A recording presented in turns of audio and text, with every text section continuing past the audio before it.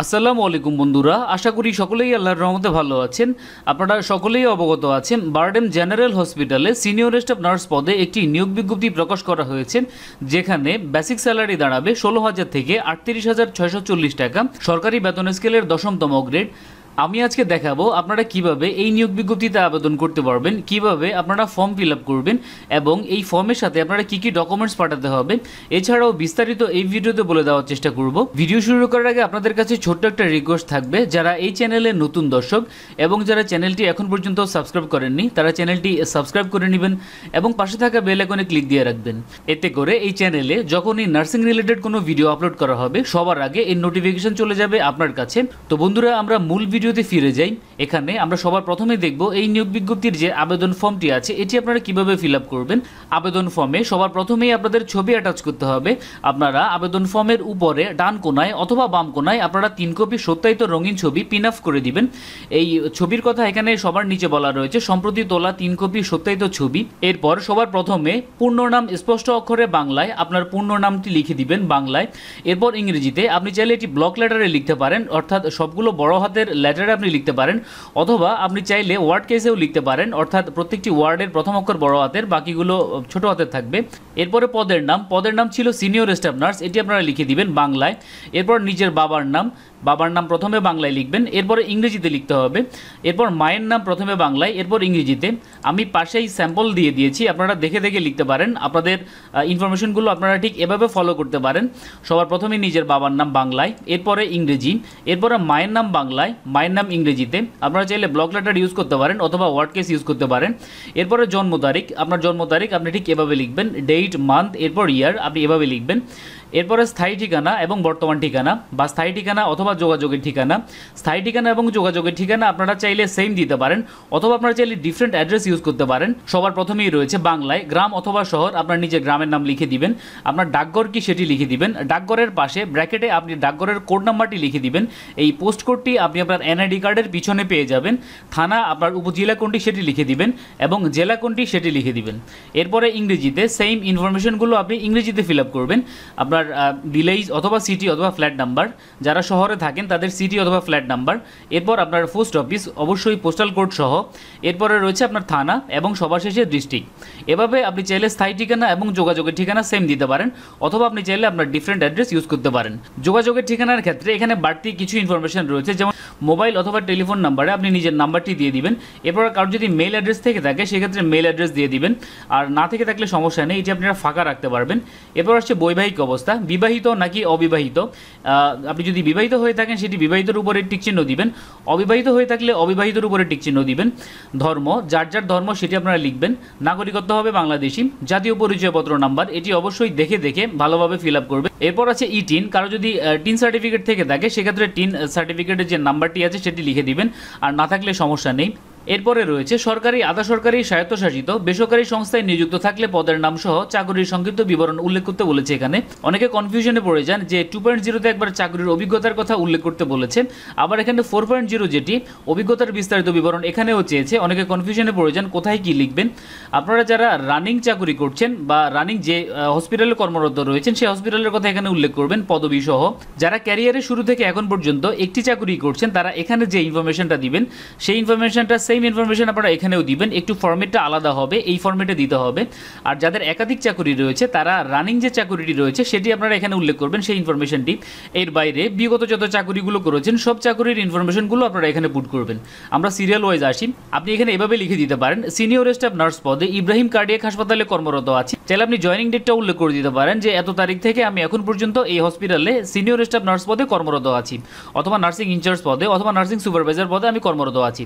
এরপরে 3 নম্বর যে পার্ট রয়েছে শিক্ষাগত যোগ্যতার বিবরণ, এখানে serial wise SSC, HSC, diploma, BSc সবগুলোই রয়েছে। সবার প্রথমে রয়েছে এসএসসি, এখানে আপনি কোন শিক্ষা প্রতিষ্ঠান থেকে পাশ করেছেন সেটি উল্লেখ করবেন, কোন বিষয় থেকে পাশ করেছেন বা কোন বিভাগ থেকে পাশ করেছেন সেটি উল্লেখ করবেন এবং কত সালে পাশ করেছেন সেটি উল্লেখ করবেন। পরীক্ষার মোট নাম্বারের যে জায়গাটি রয়েছে এখানে আপনারা জিপিএ ইউজ করতে পারেন, আপনাদের জিপিএ কত ছিল, কত পয়েন্টের মধ্যে কত পেয়েছেন সেটি আপনারা পাশে উল্লেখ করে দিবেন। অবশ্যই লেখার আগে জিপিএ লিখবেন। এরপর রয়েছে উচ্চ মাধ্যমিক সার্টিফিকেট বা সমতুল্য পরীক্ষা, কোন কলেজ থেকে পাশ করেছেন, এইচএসসি সেটি উল্লেখ করবেন, কোন বিষয় থেকে এবং কত সালে পাশ করেছেন সেটি উল্লেখ করবেন। পরীক্ষায় মোট জিপিএ কত ছিল এবং আপনি কত জিপিএ পেয়েছেন সেটি উল্লেখ করবেন। এরপরে যে ঘরটি রয়েছে এটি সম্পূর্ণ ডক্টরদের জন্য, এমবিবিএস বা সমতুল্য ডক্টর যারা রয়েছেন তাদের জন্য। এরপরের যে পার্ট রয়েছে এটি যারা বিএসসি সম্পন্ন করেছেন তারা এখানে ফিল আপ করতে পারবেন। আমি একই সাথে বিএসসি এবং ডিপ্লোমা দুটোর ইনফরমেশন দিয়েছি, যার জন্য যেটি প্রযোজ্য আপনারা সেটি ফলো করবেন। স্নাতক অথবা স্নাতক সম্মান অথবা বিএসসি ইঞ্জিনিয়ারিং বা সমতুল্য ডিগ্রি এই ঘরে যারা বিএসসি নার্সিং সম্পন্ন করেছেন তারা ফিল আপ করবেন। সবার প্রথমেই হচ্ছে কোন প্রতিষ্ঠান থেকে পাশ করেছেন, আপনি আপনার প্রতিষ্ঠান বা নার্সিং কলেজের নাম উল্লেখ করবেন। এরপর কত সালে পাশ করেছেন সেটি উল্লেখ করবেন। বিষয়টি সবার পরে দিবেন। বিষয় বলতে আপনার যে কোর্স বা ডিগ্রির নাম সেটি আপনারা সবার পরে দিবেন। যেমন বিএসসি নার্সিং আমি সবার পরে লিখেছি। কত পরীক্ষা মোট জিপিএ কত ছিল সেটি উল্লেখ করবেন এবং আপনি কত জিপিএ পেয়েছেন সেটি উল্লেখ করবেন। সবার নিচে যে পার্ট রয়েছে অর্থাৎ অন্যান্যের যে পার্ট রয়েছে এই অন্যান্যের পার্টের মধ্যে যারা ডিপ্লোমা সম্পন্ন করেছেন, ডিপ্লোমা ইন নার্সিং সম্পন্ন করেছেন তারা ফিল আপ করবেন।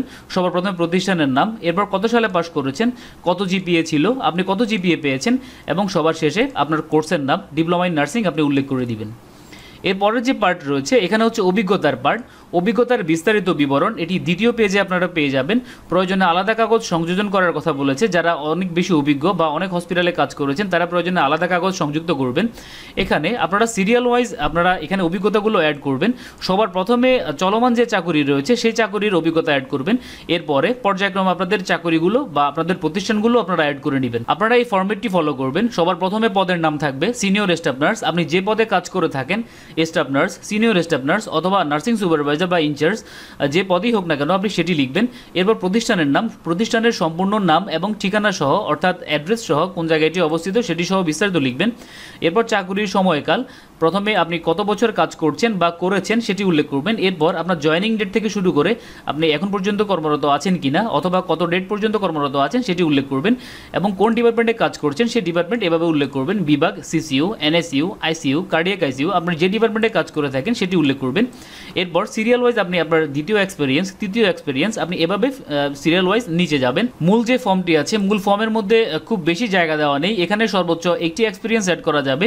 আপনারা যারা অনেক বেশি অভিজ্ঞ বা অনেক হসপিটালে কাজ করেছেন আপনারা চাইলে সেপারেট কাগজ অ্যাড করতে পারেন। সেক্ষেত্রে আপনারা সাদা কাগজে আপনাদের বিস্তারিত লিখতে পারেন, অভিজ্ঞতা লিখে এরপর সিরিয়াল ওয়াইজ আপনারা বিস্তারিত লিখতে পারেন, লিখে আপনারা ফর্মের সাথে এটা অ্যাটাচ করে দিতে পারেন। এরপরের যে পার্ট রয়েছে এই পার্টটি হচ্ছে রেফারেন্সের পার্ট। প্রার্থী সম্বন্ধে অবহিত কিন্তু আত্মীয় নন এমন দুজন ব্যক্তি বিশিষ্ট।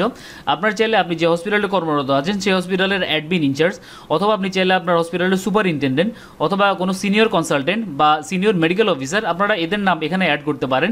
আমি এখানে দুটি রেফারেন্স দিয়েছি। সবার প্রথমে দিয়েছি সিনিয়র কনসালটেন্ট এবং দ্বিতীয় যে রেফারেন্স দিয়েছি সেটি হচ্ছে সিনিয়র মেডিকেল অফিসার। আপনারা চাইলে এগুলো ফলো করতে পারেন। আপনারা চাইলে নার্সিং ইনস্ট্রাক্টর অথবা নার্সিং প্রিন্সিপালের নামও এখানে অ্যাড করতে পারেন। এখানে যে ইনফরমেশনগুলো দিতে হবে সবার প্রথমে ব্যক্তির নাম, পেশা পদবি, পেশা পদবীর ক্ষেত্রে আপনারা এখানে বিস্তারিত লিখবেন। পূর্ণ ঠিকানা অর্থাৎ উনি কোন হসপিটালে কাজ করছে বা কোন ইনস্টিটিউশনে কাজ করছে সেটি আপনারা এখানে উল্লেখ করবেন। এরপর গ্রাম বা শহর আপনারা ঠিক এভাবে লিখতে পারেন। এরপর ডাকঘর, আপনারা ডাকঘরটি লিখে দিবেন। এখানে কোড প্রয়োজন নেই, কোড আপনারা চাইলে দিতে পারেন নাও দিতে পারেন। থানা দিতে হবে, এরপর জেলা দিতে হবে এবং যার রেফারেন্স দিচ্ছেন তার ফোন নাম্বার। এখানে যতগুলো ইনফরমেশন আছে সবগুলো ইনফরমেশন আপনাদের অবশ্যই ফিল আপ করতে হবে। ফোন নাম্বারটি অপশনাল, এখানে ফোন নাম্বার আপনারা দিতে পারেন আর যদি না থাকে কোনো সমস্যা নেই। এরপর যে পার্ট রয়েছে এরপর হচ্ছে ঘোষণাপত্র, অর্থাৎ আপনি এখানে অঙ্গীকার করছেন যে আপনার উপরে যা ইনফরমেশন দিয়েছেন আপনার সবগুলো ইনফরমেশন সত্য, কোনো মিথ্যার আপনি আশ্রয় নেননি। প্রার্থী স্বাক্ষরের জায়গায় আপনি এখানে আপনার সম্পূর্ণ নাম লিখে দিতে পারেন অথবা আপনার ইনিশিয়াল সাইন দিয়ে দিতে পারেন। এখানে তারিখের জায়গায় আপনার তারিখ দিয়ে দিবেন, অর্থাৎ আপনি কোন তারিখে এই ফর্মটি ফিল আপ করছেন সেই তারিখ দিয়ে দিবেন। এরপর হচ্ছে সবচেয়ে ইম্পর্টেন্ট পার্ট, এখানে আপনি আবেদন ফর্ম ফিল আপ করার পর আবেদন ফর্মের সাথে কী কী ডকুমেন্টস আপনি দিবেন তার সম্পূর্ণ ডিটেলস এখানে তারা লিখে দিয়েছে। সবার প্রথমে বলছে চাকরির আবেদনপত্রের নগদ মূল্য 500 টাকা। আপনারা সকলেই 500 টাকা পেমেন্ট করে দিয়েছেন এবং একটি মানি রিসিট পেয়েছেন। সেই মানি রিসিটের একটি কপি আপনাদের এই আবেদন ফর্মের সাথে সংযুক্ত করতে হবে। এরপর সকল শিক্ষাগত যোগ্যতা, অভিজ্ঞতার সার্টিফিকেট ও মার্কশিটের সত্যায়িত অনুলিপি সংযুক্ত করতে হবে। আপনাদের যতগুলো সার্টিফিকেট আছে এসএসসি, এইচএসসি এবং নার্সিং ডিপ্লোমা অথবা নার্সিং বিএসসি সমস্ত সার্টিফিকেট আপনারা সত্যায়িত অ্যাড করতে হবে। যাদের এক্সপিরিয়েন্স রয়েছে অর্থাৎ আপনারা এক্সপিরিয়েন্স এখানে অ্যাড করেছেন সকল এক্সপিরিয়েন্সের জন্য সেপারেট এক্সপিরিয়েন্স সার্টিফিকেট এখানে ফটোকপি, সত্যায়িত ফটোকপি জমা দিতে হবে। আপনাদের সকল মার্কশিট এসএসসি, এইচএসসি এবং নার্সিংয়ের ক্ষেত্রে অ্যাভারেজ একটি মার্কশিট আপনারা পাবেন, এই মার্কশিটের সত্যায়িত ফটোকপি অ্যাড করতে হবে। এই ডকুমেন্টসগুলোর পাশাপাশি আপনাদের যে নার্সিং রেজিস্ট্রেশন কপি রয়েছে রয়েছে আপনাদের আরএন কপির ফটোকপি, সত্যায়িত ফটোকপি অবশ্যই আপনারা এখানে সংযোজন করবেন। এরপরে বলেছে চাকরির আবেদনপত্র যথাযথভাবে পূরণ করে প্রয়োজনীয় কাগজপত্র সহ নির্ধারিত তারিখের মধ্যে নির্দিষ্ট ঠিকানায় পাঠাতে হবে। মহাপরিচালক, বারডেম, 122 কাজী নজরুল ইসলাম অ্যাভিনিউ, ঢাকা 1000 এই ঠিকানায় পাঠাতে হবে। খামের উপরে অবশ্যই পদের নাম উল্লেখ করবেন, স্পষ্ট অক্ষরে পদের নাম উল্লেখ করবেন, প্রাপকে আপনার নিজের নাম এবং প্রেরকে এই ঠিকানাটি উল্লেখ করবেন। প্রাপকে আপনার নিজের নামের সাথে আপনার নিজের যেসব ইনফরমেশনগুলো রয়েছে আপনার অ্যাড্রেস এবং মোবাইল নাম্বারটিও অ্যাড করে দিবেন। আর এখানে অনেকেই প্রশ্ন করেছে চাকরিরত প্রার্থীদের যথাযথ কর্তৃপক্ষের মাধ্যমে আবেদন করতে হবে। এটি মূলত কি, যারা এখানে অলরেডি কাজ করছেন, বারডেম হসপিটালে যারা অলরেডি কাজ করছেন তাদের ক্ষেত্রে এটি প্রযোজ্য। আপনারা যারা বারডেমের সাথে কোনোভাবেই সম্পৃক্ত না তাদের জন্য এটি প্রযোজ্য নয়। তো এই হচ্ছে কিভাবে আপনার আবেদন ফর্মটি ফিল আপ করবেন তার সম্পূর্ণ টিউটোরিয়াল। এই সম্পর্কে আপনাদের যদি আরও কোনো প্রশ্ন থেকে থাকে অবশ্যই ভিডিও কমেন্ট বক্সে কমেন্ট করবেন, আপনাদের কমেন্টের রিপ্লাই দেওয়া হবে। সবাই ভালো থাকবেন, সুস্থ থাকবেন, আসসালামু আলাইকুম।